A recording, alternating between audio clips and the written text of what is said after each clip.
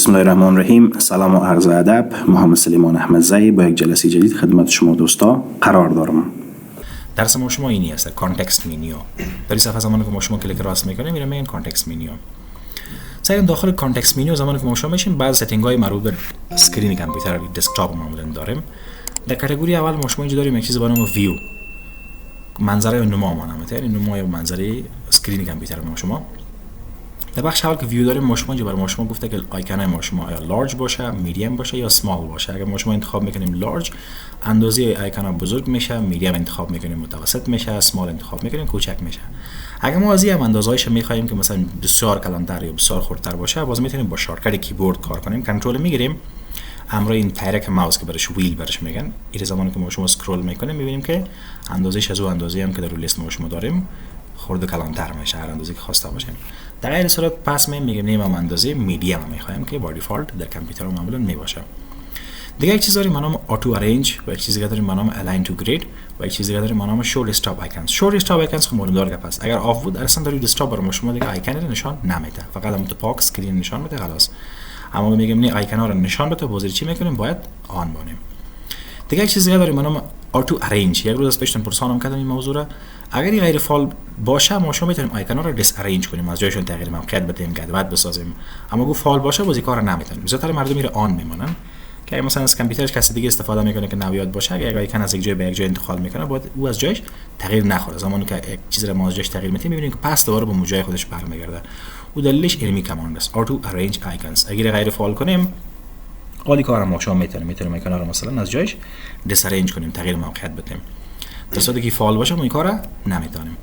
الاین آیکونز تو گرید. الاین به اساس گراف بر ما شما الاین میکنه. الاینمنت یعنی تنظیم ترتیبشون میکنه. مثلا که در ورد ما شما یک درس داریم مربوط به نام الاینمنت که ابجکت ها داشته باشه اونا رو تو به شکل عمودی یا افقی یا چپ راست تنظیم ترتیب یک برابر بسازه میشون.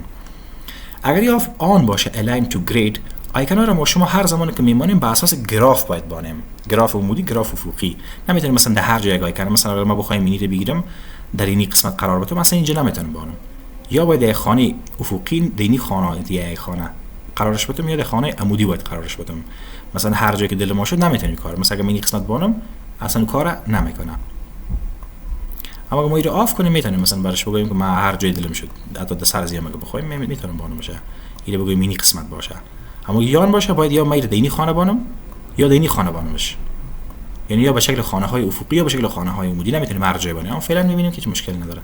واسه که فعال باشه الاین تو گرید همیشه رو بر اساس گراف عیار میکنه و خود ما رو اجازه نمیده که ما خلاف گراف یک جای دیگه رو بانیم. باید در گراف افقی عمودی در خانه یکا پکسل رو عیار کنیم. پس ایش به خاطر از او هست و ایش هم به خاطر است که دیگه اصلا رو ما دیس ارنج ندانیم. خب در مینوی دوم داریم سورت بای. یک چیز رو ما شما آیکون ها رو میتونیم سورت کنیم. سورت مثلا در برنامه اکسل و ورد دیگه اگر کدام وقتی باز رفتین یکم تو اکسل و ورد معلومات دارین میفهمین ما شما یک موضوعی که نظر به الفبا نشته میکنیم. مثلا داریم مثلا A B C D E یا یک موضوعی داریم نظر به متن یا محتویات، مثلا اعداد داریم مثلا 1 2. اگر شما یکمش هم نشته کنید با این کش کنید دیگه خودش نشته میشه، نیاز به این نیست که خودمون نشته کنیم. سگند اینجا ما شما یک چیزی رو بخوایم سورت کنیم. اینجا ما شما یک چیزی به نام سورت داریم. اگر سر دیسندینگ کلیک میکنیم میبینیم که ارقام از عدد بالا تا عدد پایین و اگر اسندینگ انتخاب میکنیم از عدد پایین تا عدد بالا رو سورت میکنه. 1 تا 6 تا با 1 با الف و این کارو میکنه. اگر ما شما انتخاب میکنیم اسندینگ از A تا به Z، دیسندینگ از مثلا Z تا به A، میبینید A E تا به A رو سورت کرده است. اگر انتخاب میکنیم اسندینگ برعکس از A تا به Z سورت میکنه. خود نظر به الفبات هم سورت ما شما کار کردیم. در دسکتاپ باز نظر به موضوعات دیگه میتونیم، یعنی امیر در نهایت میگن سورت. اما در دسکتاپ ما شما آیکون ها رو سورت میکنیم، تنها این نیست که نظر به نام سورت کنیم، نظر به الفبا، نظر به چند چیز میتونیم کار انجام بدیم. یعنی سورت هدفش از اون موضوع بود که ترتیب تنظیم کردن بود. ما شما در اینجا سعی کنیم انتخاب میکنیم سورت بای نیم. اگه ما شما انتخاب میکنیم سورت بای نیم نظر به الفبا رو سورت میکنه. خب چطور ما شما مثل اکسل واره بازی یک پیشتر کار کردیم اسندینگ و دیسندینگ بسازیم. A تا Z، Z تا به A. دوبار با سرش کلیک میکنیم. فعلا این اسندینگ سورت کرده. این از ریسایکل بین پایین حساب میشه. ریسایکل بین اکسکلود هست یعنی او شاملش نیست. سگن فولدر که به A شروع میشه، بعداً به C ام تا استاسومه به اکسل به E ام تا فولدرهای آخر W. اگه باز ما شما دوباره سرش کلیک میکنم بازی دیسندینگلی سورت میشه. میبینید W هست بازم سرچ تا حرف A آمده. اگر باز سرچ کلیک میکنیم باز رو اسندینگلی سورت میکنه از A تا به Z. اگر سایز انتخاب میکنیم نظر به حجمش رو سورت میکنه. فولدرایی که سایزشون گرنگ هستن، کپاسیتی زیاد دارن، اونا رو در اول یا در آخر. خب نظر به می است که دوباره کلیک کنیم که اسندینگ دیسندینگ داره. مثل فعلا چی رقم سورت کرده، او فایلایی که سایز کمتر دارن اون رو برای شما در اول گرفته، و اونایی که جای زیادتر داره مثل کنترل پنل، مثلا مای کامپیوتر، این فولدرهای دیگه مثلا رو در آخر آورده. اگه دوباره سرچ کلیک کنیم با سرچپه کار میکنه. همین فولدرایی که سایزشون زیاد است اینا رو در اول نشون میده، و این فایل و فولدرایی که مثلا کپاسیتی حجم کمتر دارن اینا رو در آخر نشون میده. خود در نهایت بر اساس سایز سورت میکنه.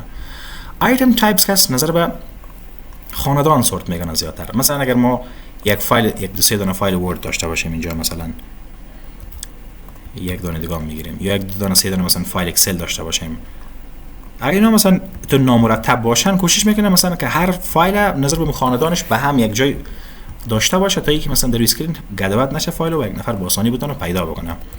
مثلا ما شمال یک چند دونه فایل پاورپوینت داریم، یک چند دونه فایل ورد اکسل داریم. خب تو از پروگرام‌های مختلف میشه واسه فتوشاپ، نورپد در کل و اینا رو معلوم میگیریم. ارنجشون رو مگذره چیز میسازیم، تغییر میدیم، میگیم برای ما ایره مثلا این پاورپوینت اینجا بیار، ورد اینجا ببر، اکسل این قسمت قرار میدیم، پاورپوینت میریم اینجا با جای زمین مایکروسافت اچ.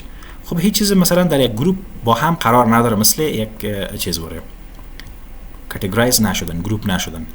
اگر ما برای میگیم مثلا بنا اینا رو بر اساس آیتم تایپ سورت کو، بر اساس خاندانشون، بر اساس تایپشون، یعنی فایل ورد که با هم باشن، اکسل با هم باشن، پاورپوینت با هم باشن، در کل هم از هر اپلیکیشن فایلش با هم باید باشه. باز انتخاب میکنیم آیتم تایپس.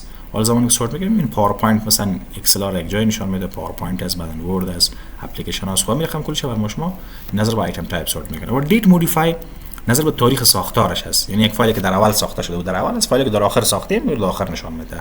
باز رو برعکس هم میتونیم کار کنیم. اون سرچ کلیک کنیم سکند دیت مودیفای برای شما فایلی که قبلا ساخته شده در اول هست و این چند فایلی که در آخر ساختیم رو در آخر نشون میده. البته باز اگر ما اینجا کلیک میکنیم سرچپه بازم کار انجام میده. فایلی که نو ساختیم رو در اول نشون میده و فایلی که قبلا ساختیم رو در آخر نشون میده. اون کار اسندینگ و دیسندینگ بیشتر گفتیم. در این زیادتر که استفاده میشه بای دیفالت بای نیم انتخاب میشه که نظر به الف با برای شما سورت بکنه و مالت اسندینگش که از A تا Z رو برای شما سورت میکنه. یک چیز به نام ریفرش داریم. ریفرش دیگه وظیفه‌ش میفهمین همیشه شما که یک چیز رو اپدیت میکنیم، یک چیز رو اینستال میکنیم یا یک کار رو انجام میدیم، باز بعد از ریفرش میخواد اسکرین شما تا یک پروگرام باز بکنیم، بسته بکنیم که بگیم ریفرش ها، میتونیم از ریفرش بکنیم. شارتکتش هم F5 است. یک چیز به نام پیست داریم، بعد از یک چیز به نام پیست شارتکت داریم. اینا تنها زمانی کار میکنه که ما کپی گرفته باشیم. اگر کپی نگرفته باشیم در هر پروگرام پیست معمولا غیر فعال میباشه. مثلا اگه ما در برنامه اکسل باشیم یا در ورد باشیم، در هر پروگرامی باشیم اینجا دکمه پیست میبینین غیر فعال است. الا اینکه ما یک چیز رو کپی بکنیم بعدن پیست فعال میشه. در دسکتاپ هم همونطور است. خب فعلا چون ما یک چیز رو حتما کپی دارم به خاطر پیست فعال است. حالا اینا سگنس کپی دیلیت شد. میبینین پیست و پیست شارتکت غیر فعال است. حالا فرقشون در چی هست؟ فرقشون در این هست که پیست به شکل کپی پیست میکنه، شارتکت که از به شکل شارتکت پیست میکنه. شارتکت خودش مثل یک لینک واری هست، یعنی زمانی که ما سر از لینک کلیک میکنیم باز ما رو میبره به منبع اصلی فایل، در خط فایل برام باز میکنه. بالفرض مثلا ما در این فولدر یک عکس داریم، مثلا این عکس شماره 1، ما رو کلیک راست میکنم کپی میکنم، یا که کلیک میکنیم میگن کنترل سی، یا که از اینجا برش میگن کپی، یعنی کپی پد دیگه چیز است. این آدرس براتون کپی میکنه، ما خودش کار داریم میگیریم کپی. زمانی که کپی میشه در دسکتاپ میخوام پیست کنم. اگر ما اینو میخوایم من حیث فایل اصلی پیست شود، یعنی هیچ دیگه وابستگی به فایل اصلی نداشته باشه، مکمل مثل که شما یک دونه دوسیه دارین از روی کپی میکنین دیگه به هم کدوم وابستگی ندارن، اگه هیچ در گرفت دیگه خود از این حیث یک کپی کار میکنه. پس میگیریم براش میگیم پیست، این من حیث یک کپی رو برام پیست میکنه. چی میفهمیم که فایل کپی هست، این فایل نیست که وابسته به اصلی باشه، که خود آیکن فایل نشان میده بدون از اینکه این رقم یک تیرک سرش نشان بده. باز میفهمیم که فایل اوریجینال هست، کپی هست، یعنی قسم کپی شده که دیگه وابستگی به اصلی هیچ نداره. اما که برش میگم پیست شارتکت، بذار به شکل شارتکت پیست میکنه. فایل شارتکت باز این رقم یک تیر سرش می داشته باشه. حالا که ما سرش اصلا این رقم کلیک کنیم به ما فرقش فهمیده نمیشه. اینو که کلیک میکنم این فایل باز میکنه، اگر سر از کلیک کنم میام این فایل باز میکنه. خب فرقشون داری است که خودش اوریجینال یک فایل هست و هیچ وابستگی به اصلیش نداره، اگه اصلیش دیلیت شه نشه هر کاری شه خودش یک فایل جداست. اما این مثل که از این تیرکش معلوم میشه، این برای شما ما رو راجع میسازه به یک جای دیگه. مثلا اگه مثلا از این کرسر میمونم در اسکرین تپ آدرس همینجا رو نشان میده چون در همینجا سیو شده.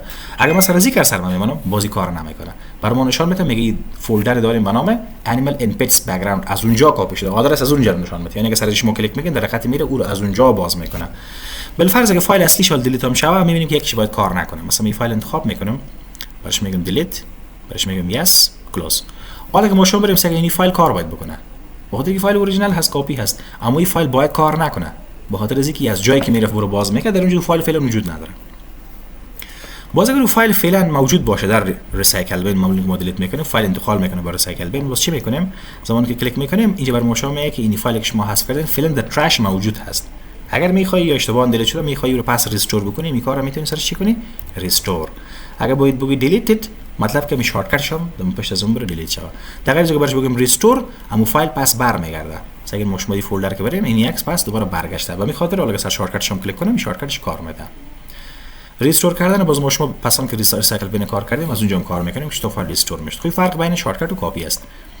یک فایل زمانی که شما کپی میکنیم مثلا کپی، بعد ما شما رو پیست میکنیم، دوباره اگه بخوایم بگیم اندو کپی مطلب که دوباره اندو ما شما رو یک استپ پشت سر میاره و ریدو رو که انتخاب میکنیم دوباره پس ما رو یک استپ پیش میبره. اندو ریدو داریم، همون کارم مثل چیزام هست. مثلا یک چیزی ما دیلیت بکنیم یس، دوباره پس کلیک میکنیم اندو دیلیت، دوباره اون ما شما رو پس یک استپ پشت سر میره، این فایل دیلیت شده رو پس میره. کنترل زد و کنترل وای شارت کت است. کنترل زد اندو میکنه، کنترل وای ریدو کارش انجام میده. اینجا نشون از ریدو. دیگه ما شما یک چیز دیگه داریم به نام اینتل گرافیکس سیتینگ. برای ما شما مکمل این گرافیکی که اینستال کردیم یا می درایورایی که اینستال کردیم گرافیکس سیتینگز باز میکنه که بعد از این ما شما باز در اینجا هم یک چیز داریم، باز در اینجا که رسیدیم دربارش کار میکنیم. اینتل گرافیکس سیتینگ از روی دسکتاپ هم میتونیم ما شما رو باز بکنیم. پروسسور کامپیوتر ما اینتل هست، خود گرافیکی هم که اینستال کردیم گرافیک مربوط به اینتل نشان میده. دیگه ما شما داریم یک چیز به نام نیو.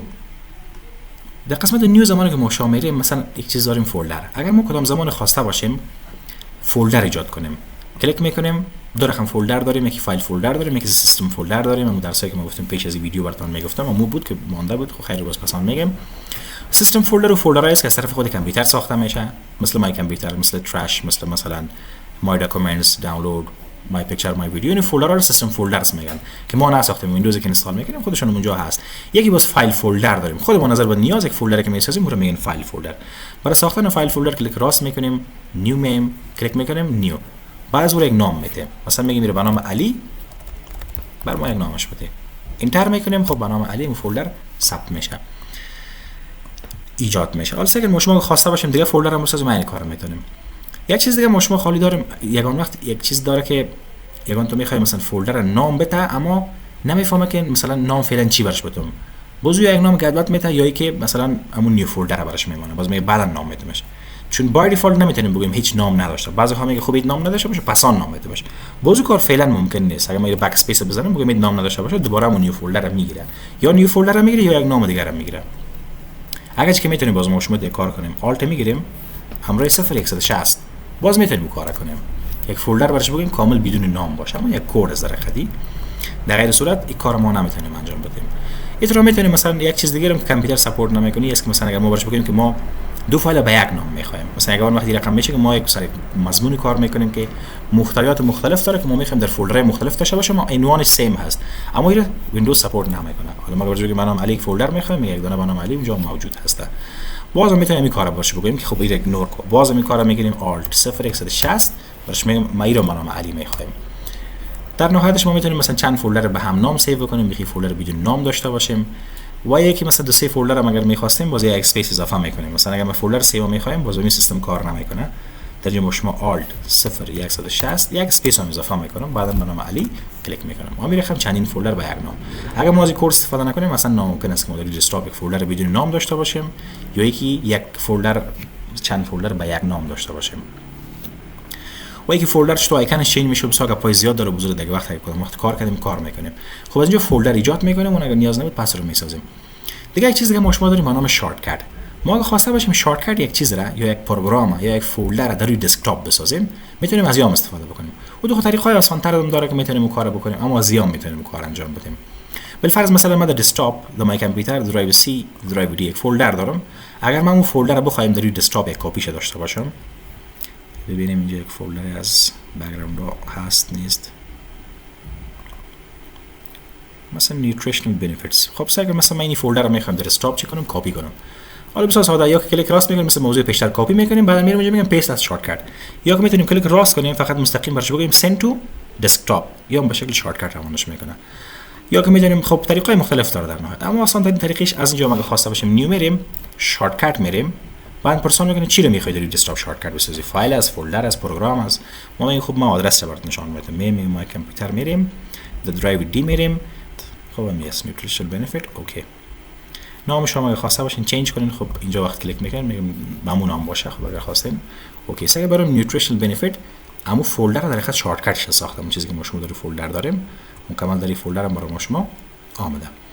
خب ما من حیث شارتکت آمده. ببینین اگر اصلیش دیلیت شه بازی دیگه کار نمیده. یعنی هر زمانی که سازی ما کلیک میکنین دو آدرس که نشان میده که آدرس از کجاست. لوکیشن نیوتریشنال بنفیت نشان میده که درایو دی داخل درایو یک فولدر است به نام مای فون این بکاپ. داخل از این فولدر به نام بنفیتس.